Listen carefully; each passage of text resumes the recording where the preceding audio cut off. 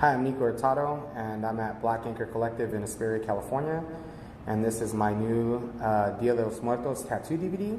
I'm actually putting this Dia de los Muertos tattoo DVD in order to, I had been doing a lot of the Day of the Dead tattoos lately, so I figured, it was something that maybe people wanted to see, and I've seen a lot of them done lately, a lot of the tattoos, so I thought maybe I'd put my own input out there and have people kind of see how I do them. I'm actually covering the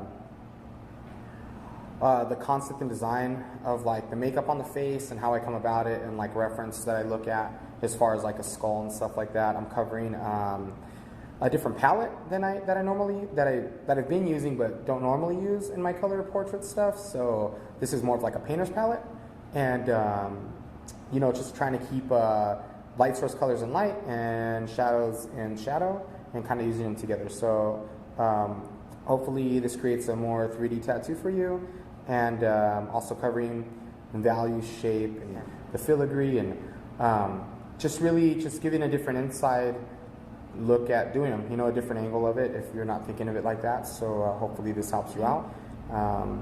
Let's go ahead and get started.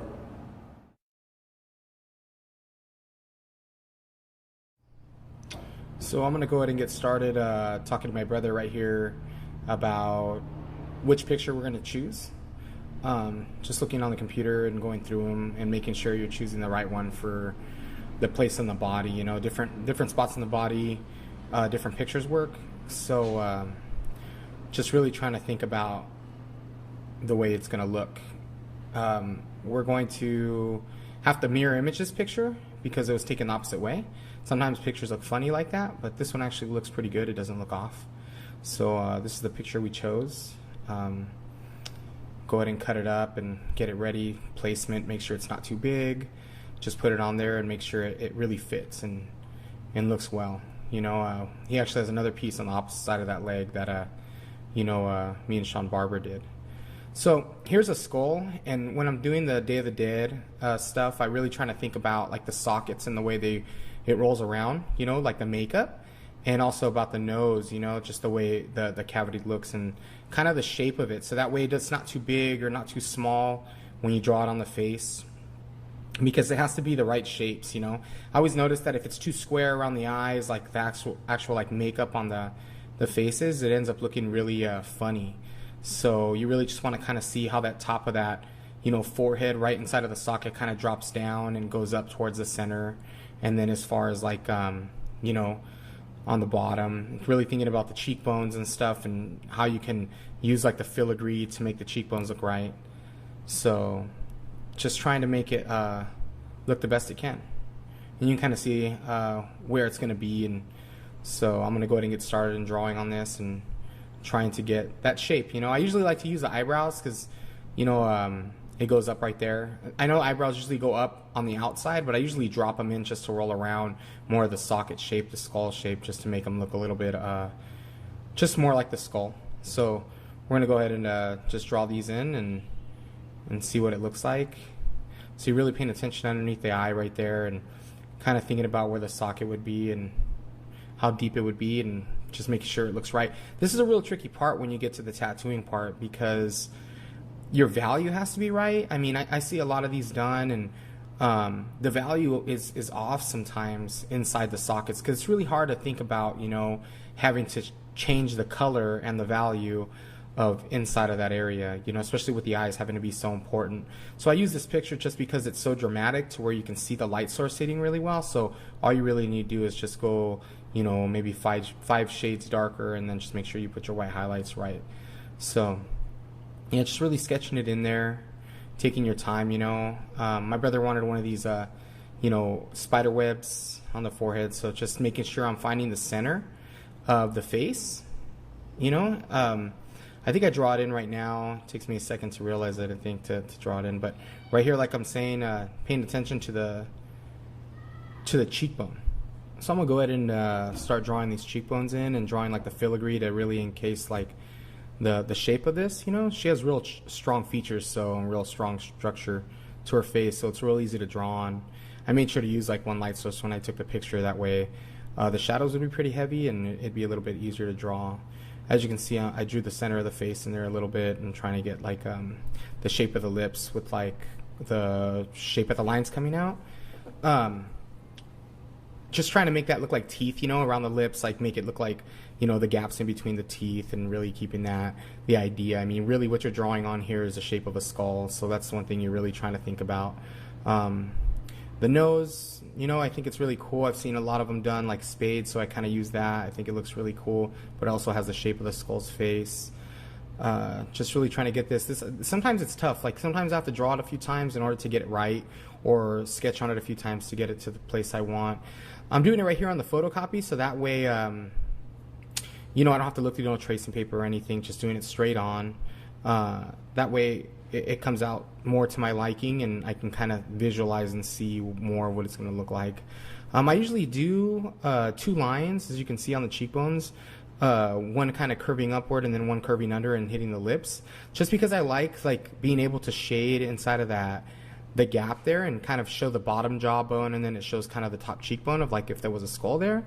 You know, here I'm thinking about trying to do something like an anchor or something, or 3 dots or something. I'm not really sure, just trying to mess with it, and also talking to my brother and making sure that he's liking what's going on. So I think I'm just going to keep it simple and keep like 3 dots there. Things always change though, you know, sometimes I'll be tattooing and I'll completely change the makeup, you know. It's just kind of something that, you know, the creative part comes up and you just want to, you know, change it up and make it look a little different, or you come up with a new idea. You know, I've been liking this new thing. I overlap the filigree, you know, a guy I was working with had been doing it on his like traditional tattoos, and I thought it looked really cool, so I figured I'd swipe that idea a little bit and kind of take it for my own. So yeah, that's pretty much where I like it, pretty much what it's going to look like. So I'm going to go ahead and get the Thermofax paper and pull the center out just like we normally do, and you know, kind of show you how I trace this. So this is a mirror image copy of the actual piece I'm going to do on my brother. When I do it, I trace on it backwards because the stencil comes out on the opposite side, on the back side. So I usually use like a pen, like a pretty thick pen, like just like a big pen or something like that. Nothing too crazy. If you want to get crazy, you can use like a, you know, a mechanical pencil. Sorry. I usually use like a mechanical pencil or a big pen, depending on the thickness I need. Sometimes the mechanical pencils tend to break a lot if you don't have a good one, like this one does. This one I think started breaking on me a bunch, so I had to switch it up. But unfortunately, if you use a pen, it makes the lines a little bit thicker, it makes it a little bit harder to read when you're tattooing. So sometimes it is worth it to deal with the mechanical pencils, you know, and them breaking. I just get frustrated a little bit. So I'm going ahead and I'm just doing value, shape, or color, depending on what I think is important. Kind of just tracing that, making sure I'm paying attention to the shapes of everything and what I think is important. Make sure when you make your stencil like this, you don't overwhelm yourself, you know. I tend to go a little crazy. A lot of people say, you know, it's too much, or, you know, I've had friends tell me, take off your training wheels, you know, just funny things like that. But I'm comfortable like this, you know. This is where I understand it, and I think I need that information. A lot of times I don't even use it, but it's just I put it there because I'd rather it be there and it go away than it not be there and me be lost. But make sure that you put information that you think is important and not overwhelm yourself. Very easy to get confused, and just keep it simple and don't try to go crazy. You know, you don't want to get lost being confused also. You know, you put too many lines in one place, you can't tell where the pupil is, or you can't tell which line's the one for the top of the lip, or, you know, things like that, or which one was the makeup, you know. But right now I'm just drawing the shape and really paying attention to the shape still, like I was saying, you know, especially when I'm going around the eye, making sure you're going around that sphere of the eyeball, and, you know, the tear duct and stuff like that, and really paying attention to the shape for drawing.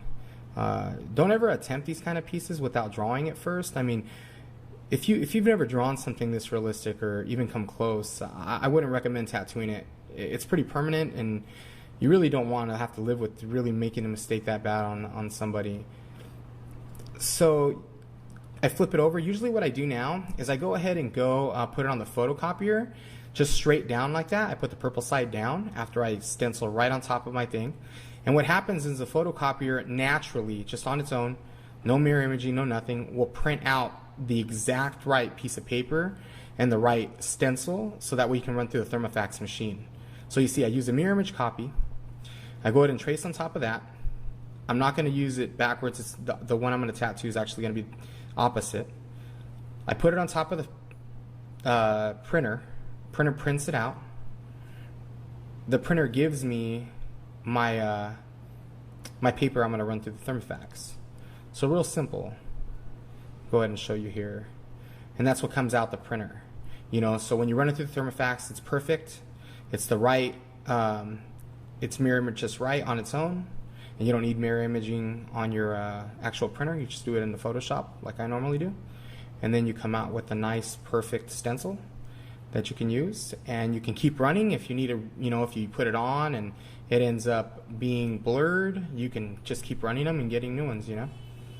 So that way you don't have to use just a one-shot stencil. And, you know, I usually make this stuff for my stencils. It's really strong.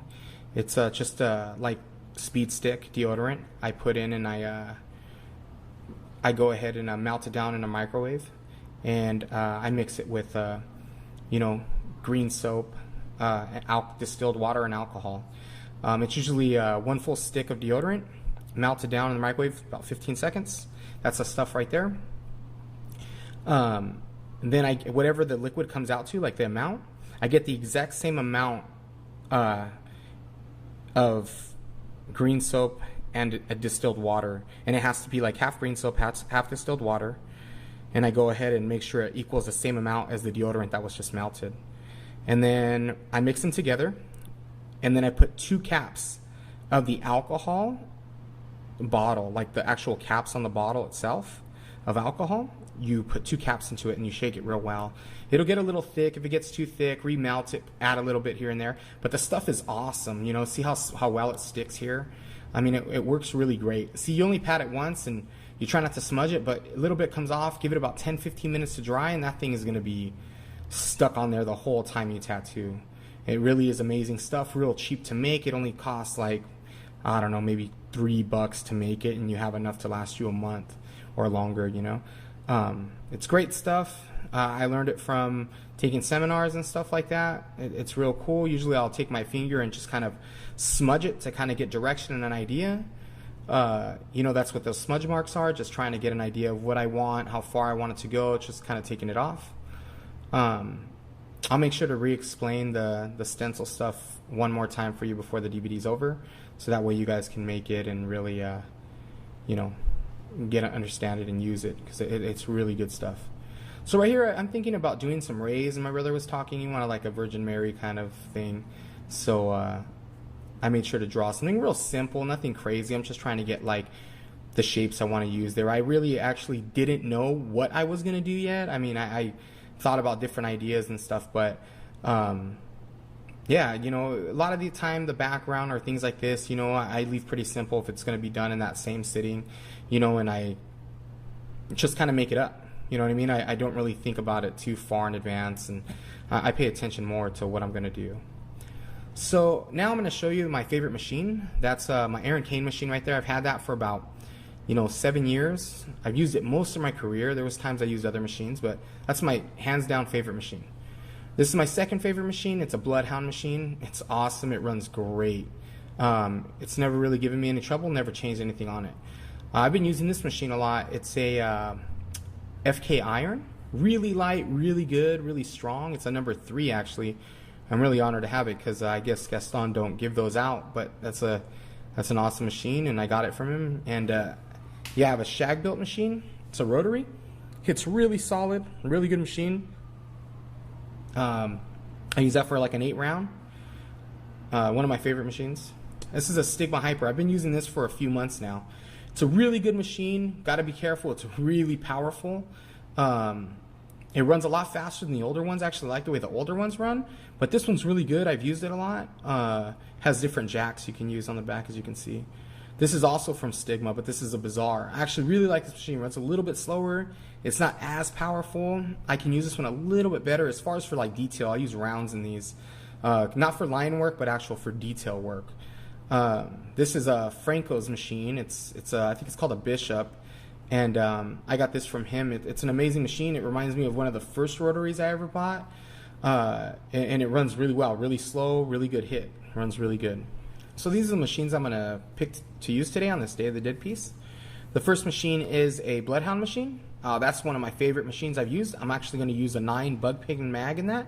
The next one's a FK Iron. I'm going to use a 17 bug pin mag. The third one is a Bishop. Use a 5-round. And the last one's a shag built rotary. Use a loose 8-round. Now these are the tubes I'm going to use. That is a 17 mag tube right there.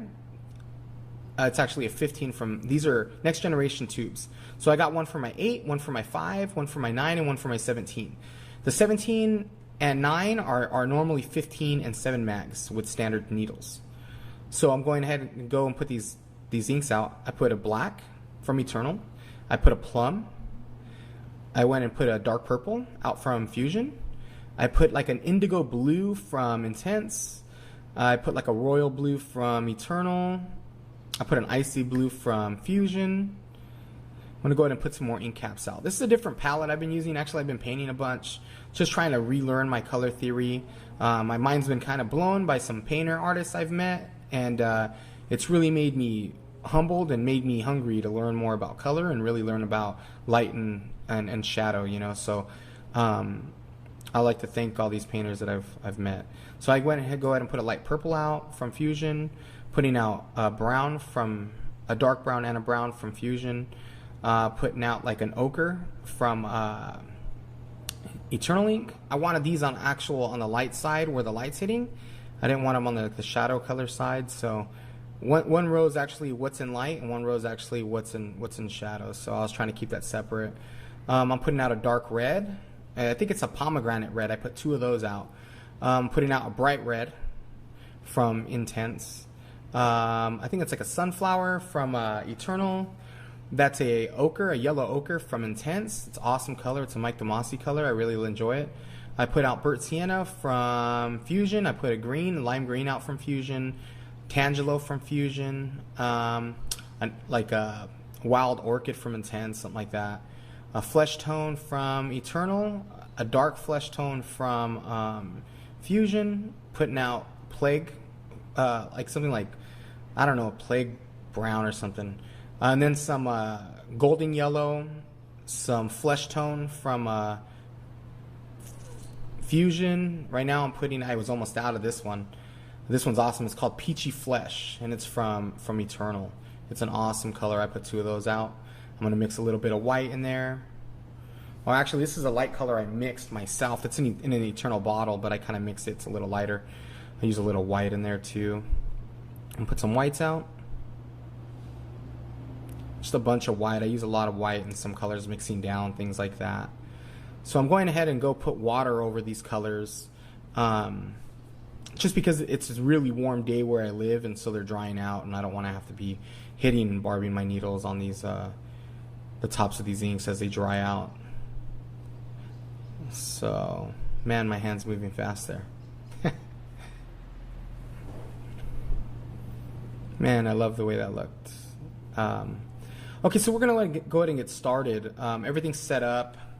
So I'm going to go ahead and start mixing black and like that plum from Eternal, and just kind of get going. I hit it in the water a little bit, make it a little bit more fluid, so that way I can use it a little longer. I do it the whole time with tattooing. Usually if it's a long tattoo like this, like an 8-hour tattoo, I end up using about 4 rinse cups. So just making sure these machines run right, you know. So I'm going to go ahead. I'm just trying to pay attention. I don't think I really liked where I set up my picture. I think I ended up moving it down the line on this tattoo. But yeah, just trying to get started and just packing that black in, you know, usually how I do, using short, like, you know, small circles, just trying to get that stuff packed solid. You know, just building it up. You know, the stencil's awesome. It's staying great. So I always put a little bit of ointment down, and then I just go ahead and go into it. I'm using that little bit of black. I use a lot of back and forth motion. Just trying to show you how I tattoo. It's a very slow process, but you know, I think the outcome is okay, and you know, ends up making the client happy. So just running my machine very light. This machine runs very low. I'm actually using my Bloodhound machine right now. Everything's bagged, you know, everything's clean. I like the way that looks. I always feel good when my machines are bagged. Got 2 rubber bands on there, making sure it has good tension. Actually, these needles I use are awesome needles. I buy them from needlejig.com. They're just 9 mag bug pins, long tapers. You know, I made these needles for years and years, you know. I mean, I think up to like maybe even a year ago I made them. I've been tattooing about 8.5 years and at this point. And, you know, I just had to make them every day or every week. I'd make like 40 of them or something. And, you know, finally found a company that I'm happy with, that I order from. And the needles are really, really awesome. They're good quality, and I don't ever really find barbs in them. And it just seems like they're very good quality needles. I'm not sure how much they are. You'd have to check online, but yeah, needlejig.com. So yeah, I'm just going ahead and I'm still using black right now. I'm just using straight black with a little bit of plum, maybe even a little bit of purple.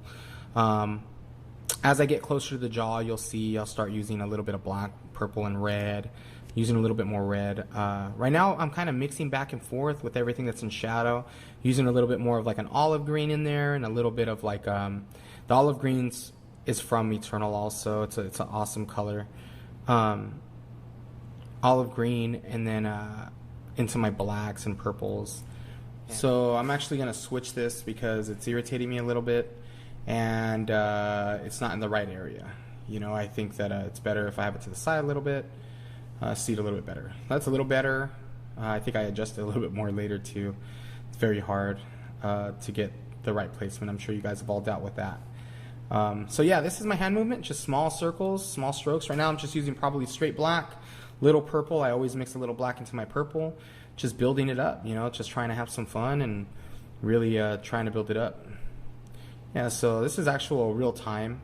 I wanted to show some of that so people could see my hand motion and kind of how I pull and push my machine. Yeah, this is my Bloodhound machine. The thing's rocking right now. I was packing it right now, just really rocking it. I was really happy with the way that machine was running. So just a little bit of ointment and just going in there using black. Right now I'm probably switching back and forth. I'm mixing probably a little black, a little green into like olive green into my black. Just trying to mess with like the temperature of the shadow, you know. It's a little further away from the jawline there, so I'm using a little bit more olive green just because it's a little darker, a little cooler shadow. So I know as I get closer to that jawline, I'll be pumping a little bit more of like that pomegranate red with the black and mixing the green and red together a little bit to get some dark brownish tones and some dark tones in there to really just kind of change it up and add so it isn't just straight one color. It kind of adds a little bit of different colors in there and adds a little temperature to the warmth of the neck. So right here I'm just probably using black again, maybe even a little bit of green again, just going slow and building it up. But yeah, this machine's rocking, man. Really liking it. I've been using this machine for about, like I said, maybe 2-3 years, but I use it almost every day. It's like an old faithful. It's like one of those machines that just get better with time and just has treated me really well, you know. It's really crazy with machinery because I've got other machines from him, you know, and they're great machines, but man, this one is just one of those special machines. It just has its own personality and it just runs amazing, and it's absolutely one of my favorite ones. So I just building it up, taking it slow, building up, doing some black. I think I'm going to be getting a little bit more high speed here. I just wanted to show you guys some hand motions here in the dark stuff as I started, and just kind of show you how I build it up. I'm using a like I said, a 9 mag bug pen right now, and I'm using a Next Generation tube with some red rat grips. And yeah, so you can see this isn't the natural movement here, but it's very fast. And yeah, I wish I could move that fast. I'd be doing a whole lot of tattoos.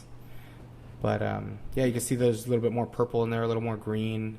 I know we're kind of far out, can't really see, but now you can tell I'm putting a little bit more red. See how it's wiping away? Just got to get in that temperature. It's like the same value. That's one thing.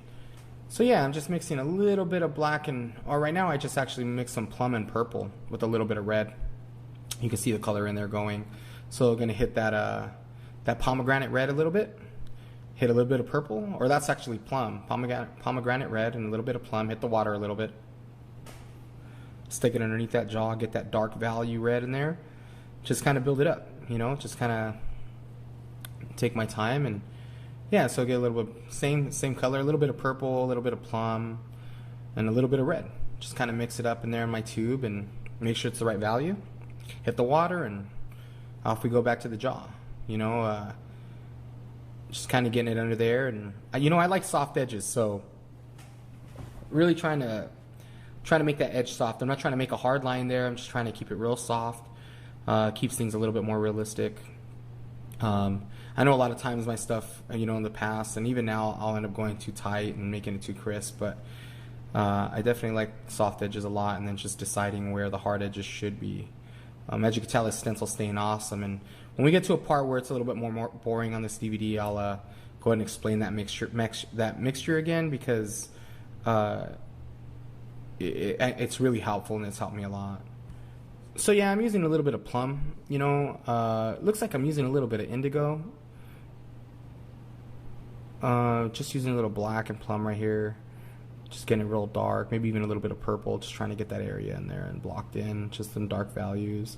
You know, it's not a perfect drawing, you know. Really, I'm just looking over and just trying to get that idea of what's going on. You know, it's like feathers underneath her neck, you know, it's like a rough kind of. So I'm just really trying to get the idea and the feel of it. Like, I'm not trying to be perfect, you know. I notice when I try to be perfect, it takes me so much longer, and you know, it just doesn't end up turning out right. I end up overworking things. I'm just trying to make decisions right now and just trying to be confident with the decision I'm making and just go with it. You know, I'm having fun. You know, this is a fun piece, and, you know, it has a little bit of imagination to it, and it's also a portrait, which I love to do. And I just think it's really cool that, you know, fun piece. So make sure you enjoy these pieces. Make sure you're not just overthinking it and just stressing out. You know, the more you stress out, the more you're going to be making mistakes, you know, the more negativity you're going to be bringing. So just really try to be confident with the decisions you make and be confident with what you're doing. And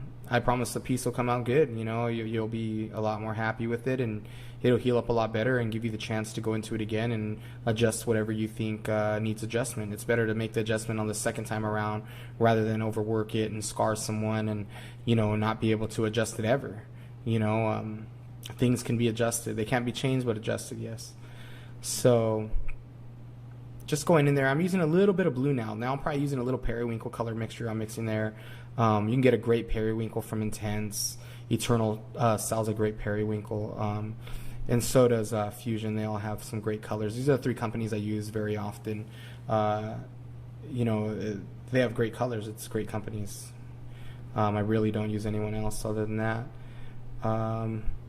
If I was doing black and gray, it'd be a little different. I'd be using some silverback ink. I like those mixtures, but for this is all color. We're using all just the color companies.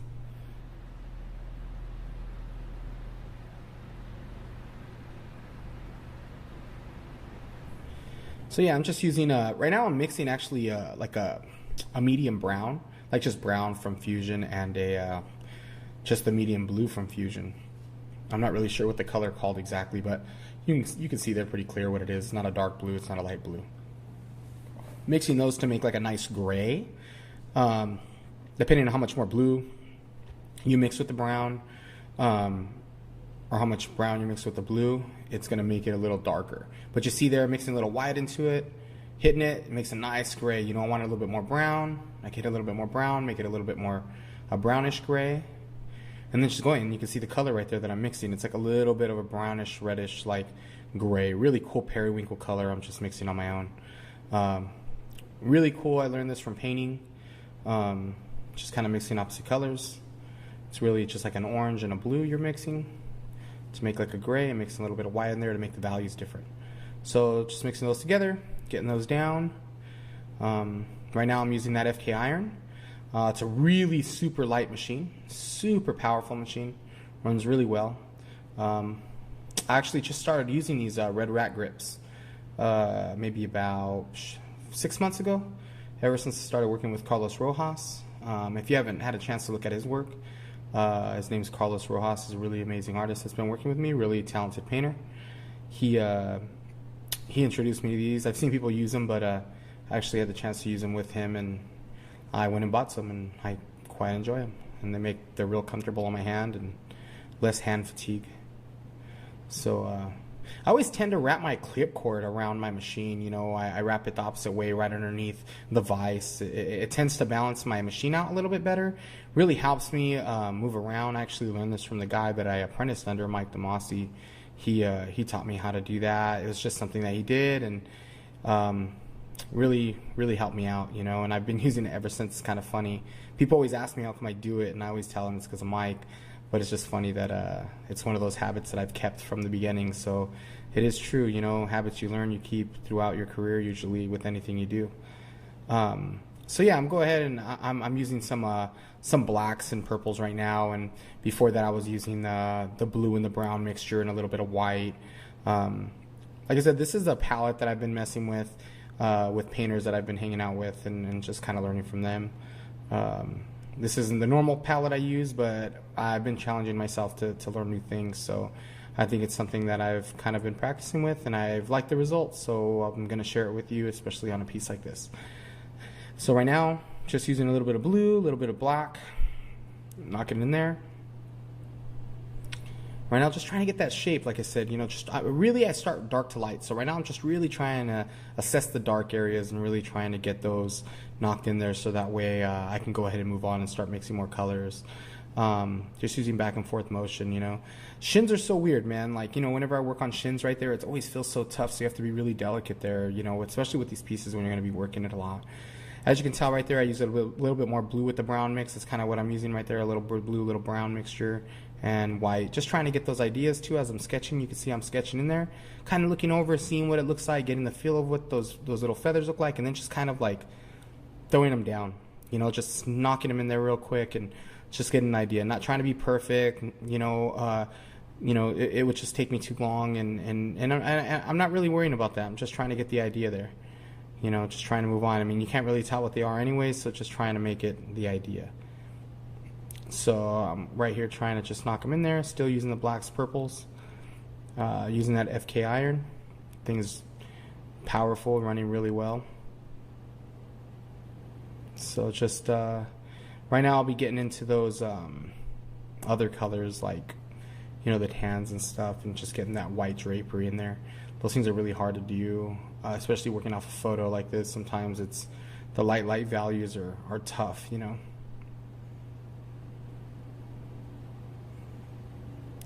So right here, I'm just knocking in a little bit of mixing a little bit of brown, a little bit of blue, probably a little bit of black and purple in there, mixing those four colors together to make this like not quite a black value, but pretty close, you know, trying to transition out of the black into like the gray values, into the feathers, you know, just trying to block those areas in and just building them up slowly, you know. Right now I'm back to the Bloodhound, and I need a little tighter of a machine. So after I knocked in those big areas and just kind of just trying to knock those in there, just trying to get it to the point where I can put some light whites in there and really make a smooth transition. I mean, you could, if you wanted, you know, just pick up a gray and use it. I like mixing grays, like bluish grays and stuff like that. I think it gives it a little bit more of life, you know, a little bit more color to it. But if you wanted, I mean, make it a little bit more simpler on yourself. You could put an actual gray out and just use black to gray. But I tend to like to change the colors a lot more than that. I like to, for it not to be perfect. I don't like it to be so uniform. Then it becomes so boring and dull. You know, I like it to be a little bit more organic and fluid, or just where it goes together but doesn't, you know, like it matches but it's not perfect color. It's like the same color you're mixing but the value's a little off. Maybe there's a little bit more blue in this area, a little bit more brown in this area. I just like the way it turns out. And honestly, when you keep going into the white, it starts to mix into the same color. So once you get into the highlights, it really just starts to become the right color. But you can see here, same thing, just mixing those blues and browns together, mixing some white, really just trying to get those areas in there. You know, the stencil staying great. It's wiping away a little bit. It was a really hot day this day, you know. Really trying to keep the air conditioner cool in the shop while we're doing this. It was a long day. But usually I only get to about this value, and then I'll move on. Like I pretty much won't go very much whiter or lighter, because I won't want to wipe I won't want to wipe any blacks in there, and really just won't want to just stain or dirty the colors, you know. A lot of times with tattooing, you go too light, you do the black and wipe it over, it just gets really dirty and really muddy. So I'm back there doing a little bit more red, making that transition a little bit more soft, a little bit more warm. So now I'm just going into the hair a little bit. You know, there's a really, really like warm reflection coming off of that drapery under the face, so I'm really trying to capture that. Right now I'm actually going to choose another color. I'm probably just thinking, trying to decide what exactly my next move is. So yeah, I guess I mix a little bit more red, and gonna put like that red reflection in there. And that's a little bit of like maybe like a little periwinkle gray right there that I was mixing into, and then I'm going into like, I think it's called, oh man, I think it's ochre from Eternal, and it's a good color. It mixes well, makes it a little bit more green because I probably mixed into a little olive, a little bit of gray, and a little ochre to get that color that I'm mixing right now. Mix a little bit of brown in there. Now trying to get into the light side, mix a little bit of brown, a little bit of bright red. Trying to make it a little bit more warmer as it hits the light. So right now I'm just going in there, I'm using a little bit of greens, a little bit of brown, a little bit of gray into the side of the cheek right there. Mixing all those colors together to make this kind of dirty color. I usually like my shadows to be a little bit more dirty, a little bit more rough, just because I like the way it looks, you know, the reflective lighting and all the cool colors going throughout the shadows. And the light side, I keep it pretty simple, as you'll see. You know, I'll just use pretty much straight up flesh tone colors. Right now I'm using a 5 round, just outlining that flower on the chin with that Bishop machine. It's running pretty good. My 5 round was a little rough this time. It was running a little hard, so I had to back it up a little bit. It looked like it wanted to cut. But it ended up working out really well. Like, the tattoo's healing up great. It's been about a week into the healing, and it's looking fine. You know, I got a couple little rough spots, but nothing major. You know, I think it's going to be really good, and I can't wait to see it fully healed. Yeah, so just back to that, mixing that gray, a little bit of dark brown, a little bit of blue, a little bit of like that olive. Oh no, actually that wasn't olive, that was like that indigo blue. So yeah, just going from the brown to the blue to that little bit of ochre to really get that like it's like a mustardy ochre color. Or you can either use mustard from Intense or like an ochre color from Eternal to get that same, pretty much same color with that mixture. I use either one, whichever I have available, or whichever one, you know, I'm out of, I'll just use the other. So yeah, just mixing a lot of that. I'm trying to get those weird greens right now. Right there I used a little bit of yellow ochre from Intense, trying to get that that nice yellow ochre color. Inside the bottom there's like, it's like a weird green, you know. If I really wanted to, looking at it now, like looking at it through different eyes, I could see far away. I'd probably use a little bit more green in the bottom of the chin, but it's not bad, you know, trying to get it close. You know, we're not trying to be perfect, just trying to get it close. Okay, so we're doing the flower now. I'm really trying to think of, okay, I'm going to do a red flower, okay? So that means the highlight has to be red. If I go into orange, if I go into pink, it's going to change it completely. It's going to make it orange or pink. So I have to go a darker value. So I go ahead and go dark and make sure I'm looking at the shape of the face and the way the shadow's dropping off the lip and across the chin, and making sure I'm showing that on the makeup that I'm trying to draw on there.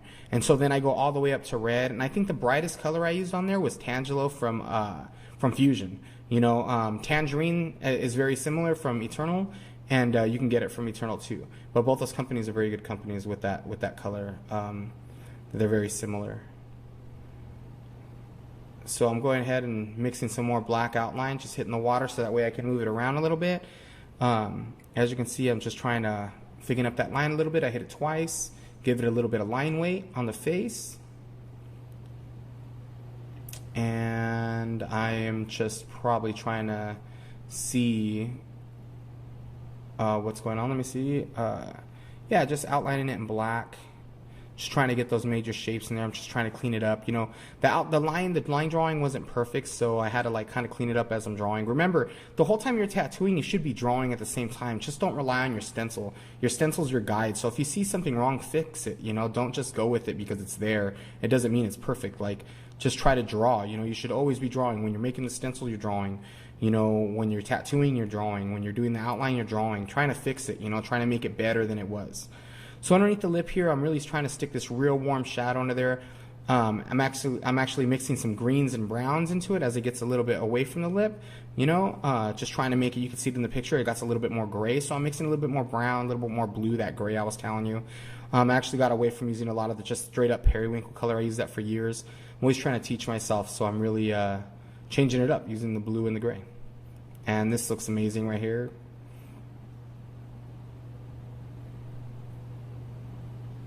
I like seeing the ink in the rinse cups like that. It's pretty cool. So go ahead, and I'm using a little bit of like a burnt sienna, and actually the burnt sienna is from Eternal, I think, or Fusion, one of them. I'm not really sure. I think it might be Fusion actually that the burnt sienna is from, and mixing it with that brown, trying to get that orangey, dirty green color. So a little bit of brown from Fusion right there. And then mixing just a little bit of that burnt sienna again. And just hitting the water, trying to get that cool color that I wanted in the cheekbone. Just trying not to mix any white to lighten it up. Just trying to keep it away from mixing the light. I'm just trying to keep all my whites in the light source. You know, this is kind of like what I was trying to tell you is the things I've been learning. Just trying to keep that real separate. You know, that way the whites in the light source look a lot stronger, a lot better. So just trying to really, really rinse out. And you can see I'm keeping one dark rinse cup and one light rinse cup. It'll probably get dirty here real soon, but as of right now, I'm still trying to keep a light rinse cup. So my dark colors don't go into it. So I'm using a little bit of burnt sienna, a little bit of red, and a little bit of tangerine, tangelo color into the skin. It must have not been right, so I'm going to mix a little bit of that ochre to it. As you can see, my ink's drying up a little bit. I really hate that, but unfortunately, where I live, it's a little bit dry and warm, and that's what happens. So you can avoid that with putting water on top and just kind of doing that stuff. So I'm just laying out that color. It's a real warm pinkish color, real warm into the cheekbone. It's actually reflective light bouncing off of that drapery and onto the cheek, onto the bottom right there. So I'm just trying to keep it looking the same without looking white. You really want to pay attention to value. I always talk about that stuff, you know, dark to light. I thought it'd be cool to do some blue outlining on the cheek. You know, like I said, I've been doing the filigree and the scrolling or whatever, like overlapping. So I just went and I don't like to do overlapping with black on black. I usually do red or gray or blue or something like that to change it up a little bit. So this is what I was talking about. So I go ahead and do a black into those little areas that separates the cheekbone and the jawbone, like if it was a skull. I do black in order to make it look different, so that way you do kind of see the skull and you kind of don't see the skull. And you can see that I'm filling it in right now, just trying to make it right. You know, I left that little, there's like this little ball coming off the filigree, so I left that little thing open so that way I could fill it in with a little blue later and just kind of make it look real cool. So I'm actually mixing that blue and that brown again to get that gray into that black. But yeah, just really trying to get that shape in there. See how it separates the jawbone to like the cheekbone, makes it a little bit different, but it's just makeup, you know. So right now I'm actually mixing to make that lighter and make that shadow area. I was mixing the exact same colors I was telling you, little tangelo, a little brown, and then I was probably hitting a little like flesh tone, like the ochre, or like a little bit of light of the flesh tones, little flesh tone, peachy flesh tone in there, a little bit of it, not too much. Just trying to make it that same value and that warmth that's in that picture. So yeah, that's exactly what I did right now. Is just put the blue in there. I used probably the little light blue that I had there and put it in the little filigree parts. And you know, you always want to make sure to put ointment on it. You know, it gets real painful for the client, especially working like this. You know, you're working kind of slowly up and you don't want it to dry out too much. So right here I'm using a little bit of like plum and red on the top lip, just because the light's hitting it less, and on the bottom of the very bottom of the lip it's a little bit more in shadow. But making sure to use that red, make sure it's warm. On the side of the face, I'm using that red, keeping that warm, kind of the glow to the face. The body's warm, you know, it's like 98.6 degrees, so you want to make sure you show the glow from the body and the warmth. So I'm going ahead and just knocking those reds into the lip. I'm using a little bit of like plum and red, and then actually right there as it comes out of shadow and gets into light, I put on the very bottom underneath the lip, if you look right in between the lip and the chin, I put like a tangelo color, so that way, because the light's hitting it, you know, and it almost has this glowing warmth when I was looking at the picture. So I almost enhance it just because I like the way it looks, you know, and just make it look a little bit brighter, you know. So yeah, we're just going ahead, and I'm going ahead and doing some of the flesh tone reflecting onto the white drapery. I mean, it light's hitting the face and then bouncing off and hitting the drapery, you know. So it's actually coming through the other side too. So you really want to show that. It'll make it look a little bit more realistic, a little bit more believable. Right there, I'm probably using a little bit more greens as it comes out, just getting away. Starting to use some purples and stuff. And these are all colors I'm going to use throughout the face too. I mean, I use all these colors throughout the whole thing to make it look believable, like it's in its setting. You know, I'm really trying not to put too many colors out and make it look like real crazy and trip it out, because it just won't be believable. But it's fun, you know, it's a tattoo. You got to have fun and just, you know, not be too stressed on all this stuff. But right here, I'm just mixing up and just trying to do some purples and whites and mixing all that stuff together, and just kind of using some flesh tones in there, and just having fun. You know what I mean? Just having fun and mixing colors, trying to do what I see, but also try not to be perfect, almost just painting, you know, just having fun with it, just going fast. You know, making decisions as fast as you can, and just looking at the color and trying to get as close as you can.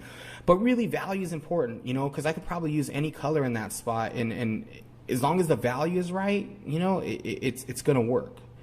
You know, you really got to pay attention to value. You know, if you don't understand value, what it is you're black to white, you know, and you know, you got to make sure that, you know, you can have a red and you can have a green, and they can be the exact same value when you turn it black and white.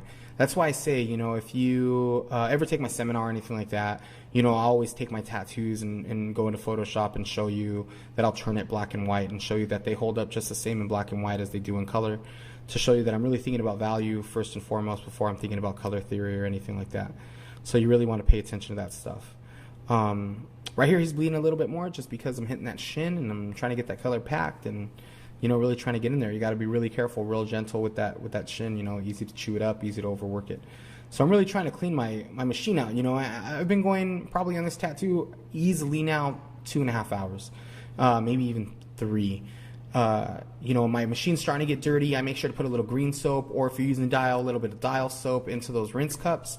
Make sure you're cleaning your machines out. You know what I mean? It'll help clean out your machines a lot easier, a lot better. I know people that stick alcohol in their rinse cups just so it breaks down that ink inside the tubes, because you know how it is, man. Them tubes get dirty inside from tattooing all day. It dries up just like on the outside of the ink caps, and it'll really change the way your machines are running. So just make sure to keep those clean. Right now I'm using a lot of browns on the outside, just trying to block in, you know, my stencil is warm, like I said. I'm just trying to block in those shapes on the outside of the drapery. To me, the outside of the drapery isn't as important as inside the face and the makeup and stuff, so I'm really just trying to get that down, you know. So I am trying to get that bottom of that chin in there, just there's a little reflective lighting, and just trying to get that pink. Guess I'm rinsing that pink out. That was doing the lips. Guess it wasn't right. So now I'm just trying to clean that water out. Yeah, you can see my little watercolor looking dental bib from like throwing the ink down from my rinse cups. So yeah, I'm just going to go ahead and do that pink again. To make this pink right here, I'm actually using yellow ochre and red. It makes it really bright, really warm, really rich. I really like it. And I'm actually going into white from there and making it a little bit more lighter in value. But if you use little yellow ochre or even yellow with red, I know it makes orange, but if you do it right, it'll make a really, really bright, like rich pinkish red sometimes if you stick a little bit of white in there. So yeah, just really drawing it in there and drawing the shape of the nose, making sure I'm paying attention to the shape of the nose, because it's very easy to mess the nose up when you do these black noses like this. You need to really make sure you pay attention to your highlights. The reflective lighting underneath the nose is important to get in there. The way the light source is coming over, as you can tell, I put the warmth underneath the nose to really keep it like there's a warm shadow underneath the nose, like it's in light. Really paying attention to them highlights, man, because you get rid of those highlights on them noses like that, and that tattoo is going to look so off. It's going to look really bad. So you got to pay attention. You can see how I'm paying attention to the shape. It may not be perfectly her nose, but I mean, this is just a Day of the Dead portrait. It's not meant to be completely 100% perfect. It's more just meant to have the feeling of those faces and the makeup, and just really paying attention to the value and shape of the nose is more important than losing it and just not making it look right and overthinking it. Just make smart decisions, So I'm going to go ahead and do the pink in the cheeks. The cheeks got a little bit more pink to them, a little more blood flow to them. So as it comes out of shadow, I'm mixing a little bit more red into my browns and really trying to make it believable, like it's starting to curve into light. So just hitting that. It's a little bit of tangerine, really making that come out. I've really been liking the tangerine. I've been messing with colors a lot and just kind of changing it. But I'm using dark red here to outline these. I guess what these would be like the little flowers. These are flowers around the eyes. Usually they put flowers into the sockets of the skulls, so that's what these represent. And just I don't know if everyone knows what Dia de los Muertos is. It's a holiday in Mexico, and it's just celebrated in remembrance of the dead. So that way, when people have this stuff, it has to do with a Mexican holiday, and it's got a little bit of culture to it. So I think it's really cool. I really enjoy doing them, being Mexican myself, and my dad being from Mexico, and it's just really cool to be tattooing stuff like this on people, even if they don't know what it has to do with or anything like that. I think it's cool to drop a little bit of my culture on the world and have them enjoy the look of it. I think it's cool, and thank you for all those people that have let me do them. And I honestly, people always ask me all the time, are you tired of doing them? I'm doing so many of them. I think a lot of people do get tired of doing them. But really, I really don't. I enjoy it. I think they're really cool. I'm always looking for new pictures of women and taking new pictures just to get a new face to work off of and draw different makeup. I usually draw the makeup on the fly there. One of the artists that has really inspired me for this stuff is Sylvia G. I had seen a lot of stuff like this for a long time, and I liked doing them, but man, when I seen her stuff, it was refined to the point where I was really inspired and started doing them, and had a chance to tattoo a few of her art pieces. And then from there, I just, I enjoy doing my own now. I just enjoy not even looking at her stuff as far as before I draw it, and just kind of making it up and making it my own, and choosing the colors on my own, and just really going with it. So I thank her for the inspiration, but now I'm really enjoying just taking my own take on it. And that it has to do with my culture. It really excites me to do them on people, so I just think they're very pretty. I actually want one on myself. So yeah, you can see here the stencil's starting to wipe away, but you know what? Now I use it as a guideline. I'll put out the stencil I made if I end up losing the shape of the piece, because the guideline really is just the filigree on the face now. Now I can use that as I don't know if you ever took art classes or anything, and they make you draw in squares, and you copy, this picture off of the 1-inch squares and blow it up. And that's kind of how I use the filigree and the makeup. I kind of use it as a guideline, and I kind of eyeball it and make sure it's in the right spot. So if you end up losing your stencil and you end up stressing out, just go ahead and put your stencil out, or put the picture you actually drew out, and you can just look at it from there and use the guidelines from there. And it really helps, it really makes it a lot easier, because there's not much to fill in there. It's very simple and very, just there. So, like I said, just be confident with your decisions. So we're probably easily, in this tattoo, I'm thinking I'm 4.5 hours and 4 hours in, a very slow tattoo. Just trying to build up them shadows. I'm using a lot of brown, I'm using some greens in there, some reds, and some purples, trying to just get them shadows it's believable, it's out of the light. I'm not really mixing any white into my shadows, not trying to make them too light. As it comes in, right there was really, really hot spot there, so I added that little tangerine in there. Just trying to clean everything off.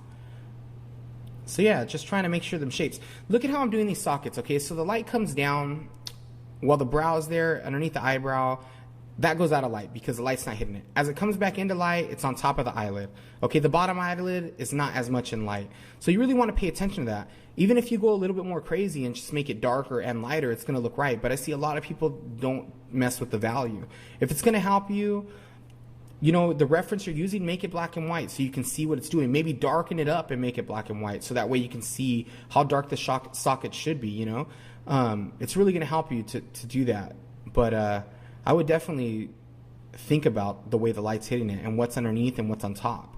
So that way you know the bottom lid is underneath, not as much light hitting it. The top lid's on top, so there's more light hitting it. You know, just pay attention to that. So when you go to darken up, of course, the bottom lid's going to be darker, top lid's going to be lighter. You know, things you want to think about.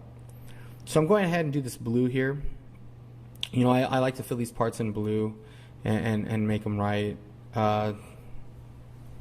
So I'm just filling it all in. I'm just trying to get it all there and using a little bit of value in those little circles and just trying to make it look cool.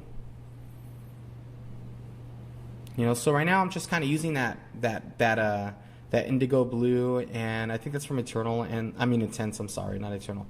Intense, it's an indigo blue. I think that's actually a Mike DeMasi color too that he had been using. But I'm also mixing that into my brown and that medium blue color from Fusion. So just making that cool little gray in there. Right now I'm just blocking it all in, just trying to get in there. You can see my stencil starting to wipe away. Tattoo's taking a long time, but it's coming together, you know? It's coming together, and I'm pretty happy with the results right now, you know? My brother is in a little bit of pain, and I'm feeling a little bad for him, you know? Long tattoos hurt, you know? On the legs are sensitive, you know? But he knew what he signed up for. I guess we all know what we sign up for, right? When we're getting tattooed, it's not fun. But we go through it because you end up with a beautiful piece you enjoy, and it's cool, you know? So I'm thankful for everybody that gets tattooed by me and that can sit, you know? It's rewarding, very rewarding the same day to be able to finish a piece like this. So yeah, just using a little bit of brown here, a little purple, you know? I'm like wiping him away. I'm sure it looks a little painful right now. I'm sure he's hurting. So yeah, just using brown and purples in the hair right there, trying to get those dark shadow parts up. Mixing a little bit of light brown in there, a little bit of them flesh tones in there to get them light colors. I'm really trying not to put any colors out that I don't need, you know. You see me drop some stuff on there right now with a paper towel. Actually, that's Bactine. I use a lot of Bactine on my clients that I work on for a long time. It's really good. It's an antiseptic and anesthetic, so it helps out with numbing it, helps out with cleaning it, you know. So it's good stuff, you know. I try not to use it too much, but sometimes I'll use a whole bottle on a client if they need it, you know. I really don't mind. It's a $5 bottle, and if it makes my clients a little bit more comfortable, hey, it's worth it, you know. I'm all about making my clients happy and comfortable. So right now I'm mixing a lot of weird greens. She had a little bit of blonde in her hair. I'm mixing some of that like olive I put out, and I'm mixing a little bit of that yellow ochre into it, a little bit of orange into that, you know, try to get that hair color. I'm leaving, you know, the values, all the light values, anything like basically like a 3 and up, I haven't put in. So all my light values aren't completely in. I'm just kind of, you know, wiping away and just trying not to make it dirty, because if I go and do some light values, I could drop some black in there and it's just going to be dirty. It's going to darken it. So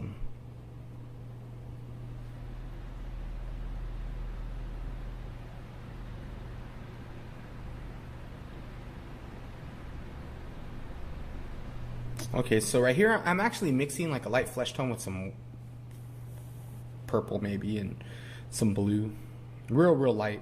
It's actually, I think what I'm using is that dirty white that I've been mixing that brown and blue into the whole time, and just using that straight. The back is I'm just blocking it in, you know, just trying to get that shape there. I'm not trying to be perfect, just trying to get that shape there. You know, just really paying attention to the value. Right here I'm using that olive, man. That olive's awesome. A little bit of olive, a little bit of red in there. Just trying to mix it. Very, very little red, but little olive, little red. Just using that 17 mag bug pin, and just really trying to get that in there. His skin was pretty much pissed off at me at this point, you know, just really trying to just block it in. He's in a little bit of pain, just trying not to kill him. So just trying to make it look good. I really wasn't sure what I was doing, man. I just kind of blocked in those green shapes and just kind of went with it. A lot of times I just go with the feeling, you know. I don't really overthink things, you know. I think to overthink things hinders you, you know. You kind of just don't let things happen. Sometimes I let go and just follow whatever happens with what I'm looking at. I don't just go perfect. A little bit more Bactine, help them out. And honestly, like, this happened. Like, I knew I was going to do some kind of ray or some kind of something, but I really didn't know that I was going to come out with like this spike shape, you know. It just kind of formed that way, and I just kind of kept looking at it and looking back and seeing it, you know, and I just went with it, you know. I was like, wow, that looks cool, and I think that I like it. It wasn't planned out, you know, so just really trying to make it look cool. Yeah, and then I added this one, you know, and I really didn't enjoy that. It looks off. Like, if you look at it, it just doesn't go right. So I ended up covering a little bit, making it look like going distance a little bit more, a little further back, and just trying not to make it perfect. I wasn't too happy with that little area, but the rest of them I'm really happy with, and I'm sure down the line when I add more to the leg, I'll go into it more. But I didn't want the background to be too crazy. I wanted it to be real simple, almost like graphic. So yeah, so now I'm having fun, man. These are clean gloves, clean hands. I'm just putting out some colors. So I'm putting out some, I think, peachy flesh. I put out some, what was it, creamsicle or Georgia peachy flesh, and I don't know what the other one is. The other one's like a light flesh color from like Intense or something. So just mixing a little bit of red into that, mixing a little dark flesh from a Fusion in that. And now just trying to get that cheekbone in there, get it into light. Just really trying to, need it to be a little bit lighter. Little Georgia peach, little peachy flesh. Mixing this color in there, getting this cool little flesh tone in there. Yeah, that's a cool color right there. I like that mixture. This is the fun part to me. Now I can do all the light side, everything in light. It makes it really fun to me. So, yeah, I'm really just trying to clean that machine out. The machine's probably dropping out a little color. Usually what I don't do, which I should do, and you guys should think about, is the back of the tube has all kinds of ink in it, and when you get it wet, it makes it all dirty, so sometimes you get in there and it just starts getting dirty, you know. But yeah, man, this is the fun part. Now I'm just spraying the bottle, you know. I clean the bottle off and put it on top of the desk, since I know I'm going to use the whole bottle of Bactine and just going to toss it anyway, so I just put it on the thing there and just spray my brother down every once in a while so he can, you know, have a little bit of help. You know, he's going through a lot. So, yeah, just trying to get them shapes. Right here, I'm really paying attention. You know, the cheekbones always have this cross. If you look, you can see the cheekbone, and then you can see where the top of the teeth, like underneath the nose is. So I'm really trying to separate that. You can see how I'm, like, not going just straight across. There's actually, like, a cross there underneath the cheekbone. Or underneath, the, like, on the cheekbone, actually, where it's in light. You can see how it has, like, that little light source, that light part where it's a little darker, where the bone is, and where it comes back up over the teeth. So yeah, now I'm just going, this is my hand speed now, just so that way you see it. Like, you went the whole time already and just kind of seen it sped up. I just wanted to kind of show you hand speed at the very end and show you what it looks like. Really trying to make the right decisions here. Value is really important in this part. You know, I wanted him to show you real close when we were shooting this, you know, just kind of what's going on.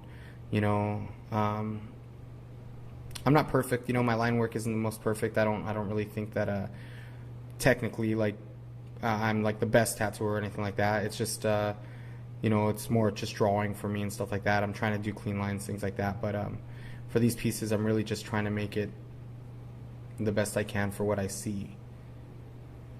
Yeah. So right now I'm just using like peachy flesh from Eternal. That's a great color. It's one of my favorite colors right now for these color portraits, and I use it all the time. Actually, this looks like Georgia peach, you know, and there's a little bit of brown and red there, so I'm just kind of going, I'm just showing you like my hand motion, you know. This is pretty much the whole tattoo's about this speed in reality. Now you can see why it takes me so long.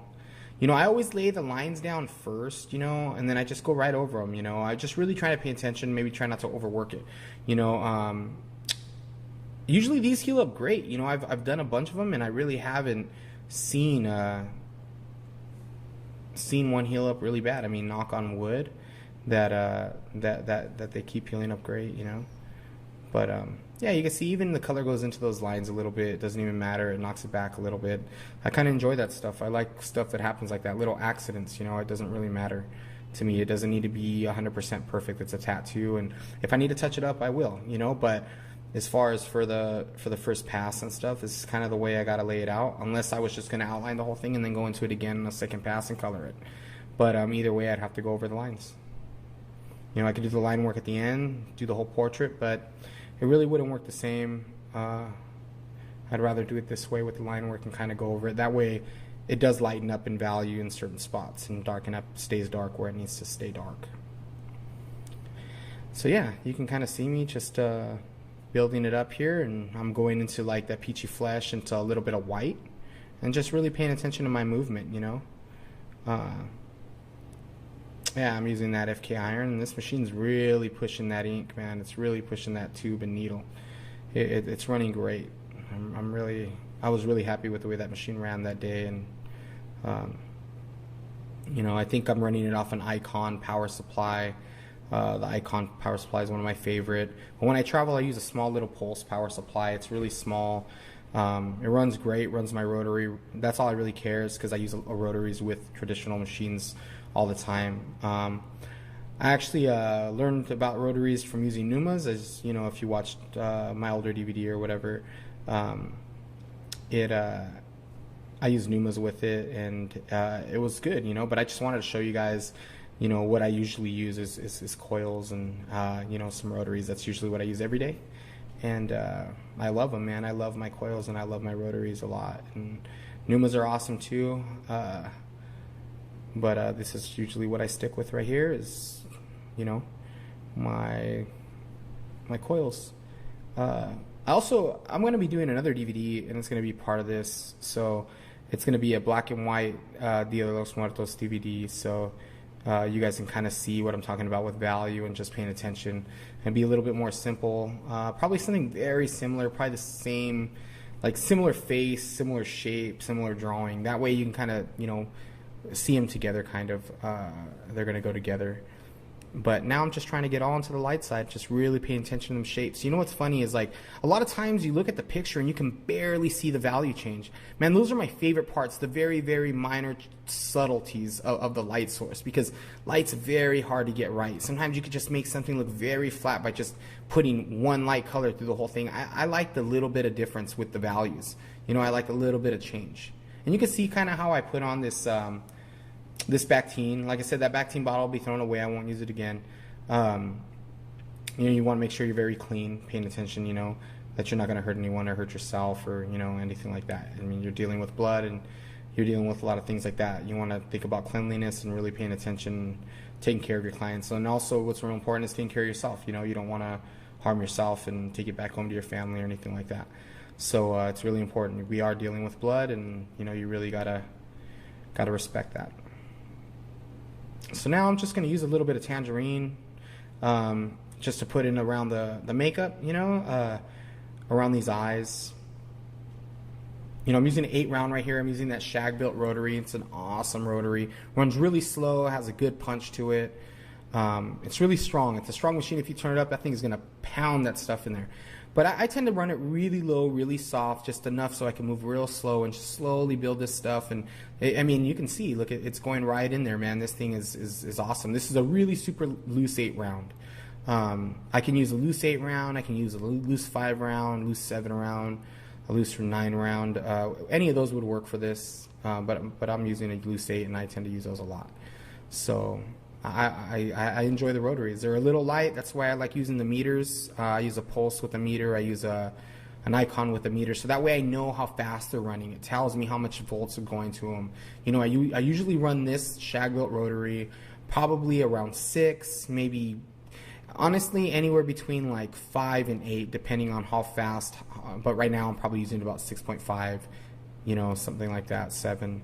Not too hard, but making sure it's a consistent movement, making sure that it's not going in too deep, really paying attention, you know, to how it is and how it looks, you know.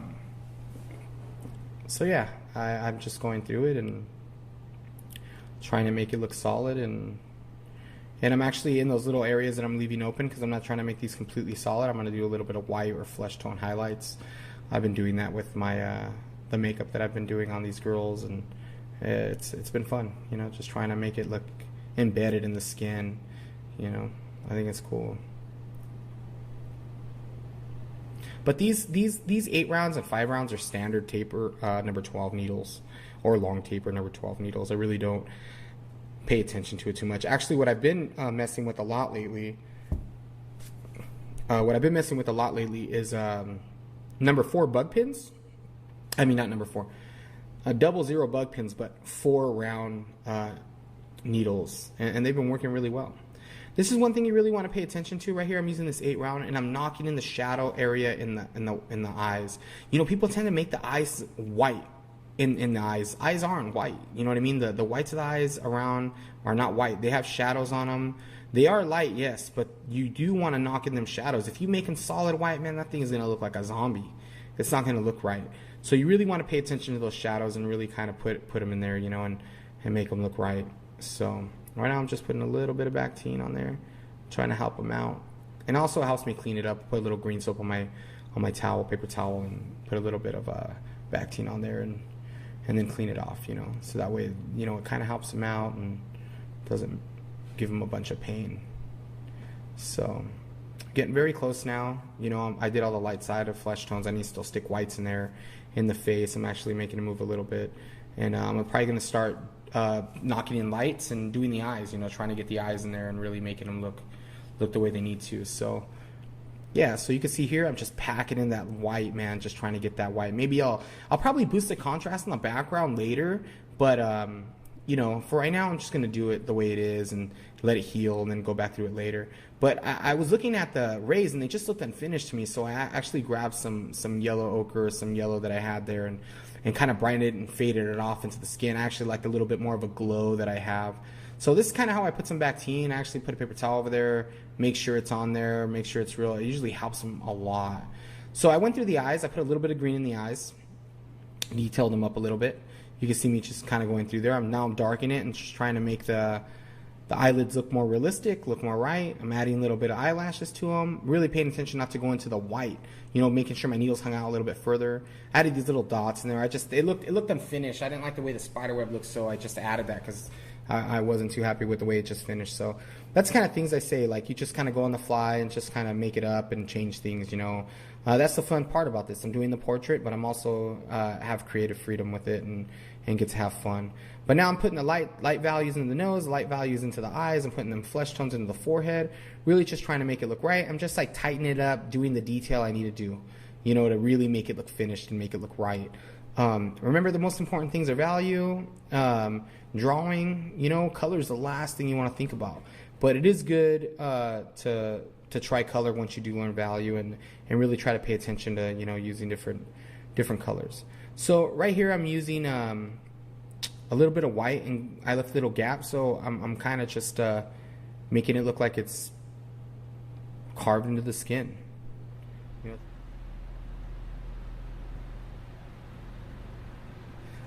So now I'm just trying to keep my white clean. You know what I mean? I'm really rinsing my machine out, really rinsing my tube out, really cleaning that thing off to make sure my whites are clean.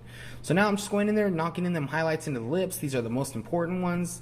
You know, if you're going to stick highlights anywhere, you know, you want to put them in the lips and eyes and nose. I mean, that's what I do. You know, I think it's the most important parts.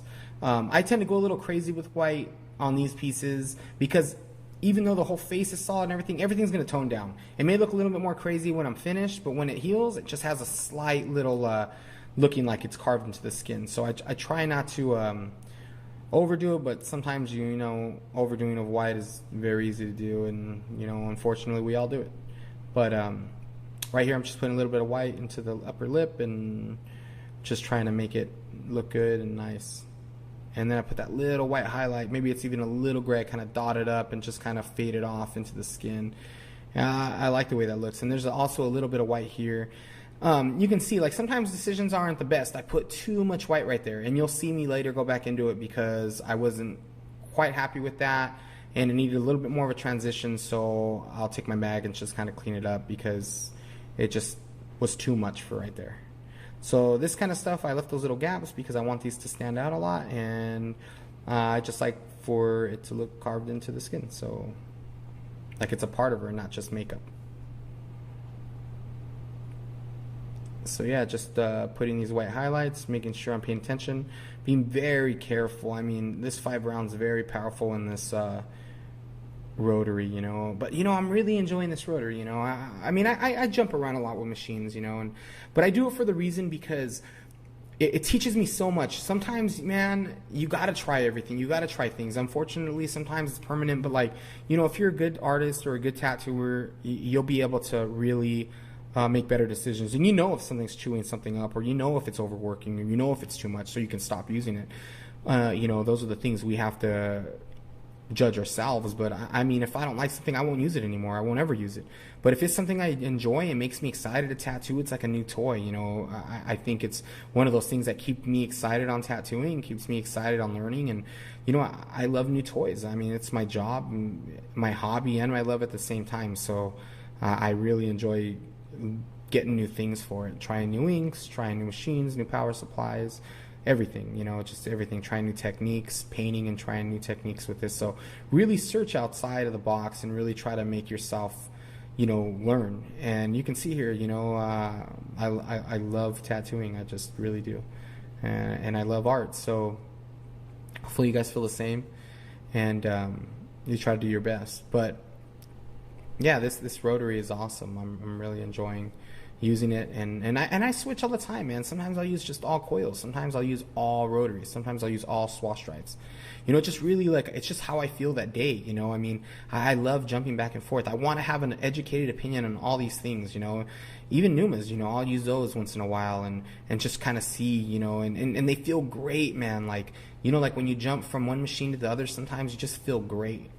You know, it just feels so good to like get out of that box for a little while and try something different and new. So yeah, I'm just kind of adding little white highlights, really paying attention to where they're at, trying not to add too many, trying to make these eyes look glossy, have a little bit of emotion, you know, trying not to overdo it, overwork it, you know, just taking my time, making my decisions, making sure I'm happy with the decisions I made. You know, because these are forever. You know, this is a little yellow highlight right there in the eye, a little one right there in the eye. Really paying attention to it, you know. So, hopefully you guys are enjoying this DVD, and hopefully you guys learn a lot. You know, so right now I'm getting that little bit of the yellow. You can see I put way more colors out now. So yeah, you know, under the eyelid I always leave like this little gap. And at the very end, I usually do it too. I usually do it before I do the white. I don't know why I waited, but you know, this time I guess I waited, and it's fine as long as I don't wipe it into the white. But I put it right underneath that eyeball and above the eye like lid, just to show that little gap of skin. You know, because if there was makeup, there'd be that dark line underneath the eyelid, and there'd be like that pinkish, fleshy color that would always be wet and that would never, you know, have makeup on it. So you really want to show that there's like that real living human being under there, you know, because this girl didn't have makeup on. You know, you have to make the makeup on, make it up. So you have to really think about those things. You have to think more in depth, like what would this really be like, or what would it look like if she was wearing this, you know. So using a little bit more yellow, and just kind of adding those little highlights into the eyes, making them a little bit more believable, a little bit more cool, and you know, just giving that emotion, that feeling. You know, that's the most important part of this piece of the eyes. You know, people just recognize and familiarize with that because that's what they look at all day. They look at people's eyes all day long. So yeah, just adding. You know, I like to do a lot of dots. You know, I do a lot of dots. Now I'm going underneath the eyelid because the way that the skin rolls and rolls around that eyeball, so you know how it looks. So I'm just kind of adding little white highlights around there real quick, you know, nothing real opaque, just enough. And now I'm using probably like a white, maybe a little flesh tone mixed in there. It's not something so crazy, but I like doing this stuff. I just try to be real gentle with it, nothing real crazy, just kind of packing in there real fast and getting out, trying not to go over my line so that way I don't dig a ditch. It's just trying to make it real tight to it, real crisp. You know, I usually don't do this with a lot of my pieces. A lot of times I use a lot of soft edges, like you do in the like I did in the drapery. As you can see, I use a lot of soft edges in the drapery to kind of knock that back, knock it out of focus. And then, you know, everything else is tight. All the makeup's tight. The face is tight. You know, it really makes you look at her face. Nothing's really taking anything away from the face. You know, trying to make those decisions. So this is the final wipe down. And this is the tattoo. It took about 8.5 hours.